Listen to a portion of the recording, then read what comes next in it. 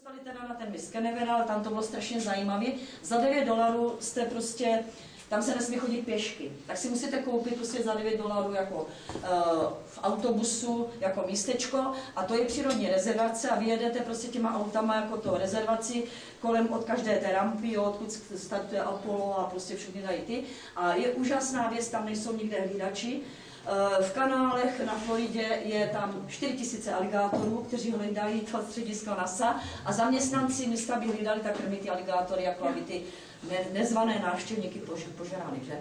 No a bylo to teda strašně zajímavé, ochutnala jsem i takovou zmrzlinu budoucnosti, ale to byly taky kuličky, které se přilipily na pusu, zalepilo mě to úplně hubu, že bych ani nepromluvila, nechápu, jak v té raketě by vůbec ti kosmonauti tu zmrzlinu mohli jíst. Jo. No tak to jsme teda byli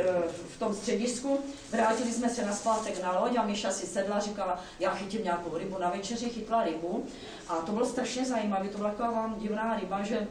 a prostě ona, když jste ho dali do ruky, tak prostě všechny ty ostny a ty ploutičky dala, teď na mě zakulala očima a oni na mě, kdo to bude zabíjet, já to nechci a říkám, tak já to zabiju. Moje babička s dědečkem, když si měli hospodářství, tak jsme se museli naučit zabíjet, že ty hospodářská zvířata, které jsme měli na jídlo, říkám, rybo, já tě zabiju a ryba,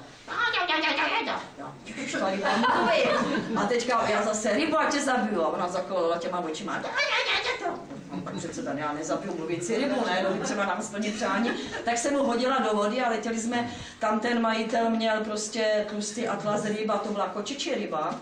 která prostě má za těma žábrama 2 měchýřky a je to jedna z mála ryb, která vydává zvuky na zastrašení jako nepřítele. Pak když jsem žila v Gibraltaru, tak prostě jsem dostala na večeři strašně dobrý jaký bílý masíčko, jako s hranolkama, nějakou rybu a říkám té service, co to je za rybu? Ona říká, no to je kočičí ryba, říkám, vidíš to rybo, teď tě zežeru, nebránila ses tak jako tě s ním. No takže teď jsme hlavně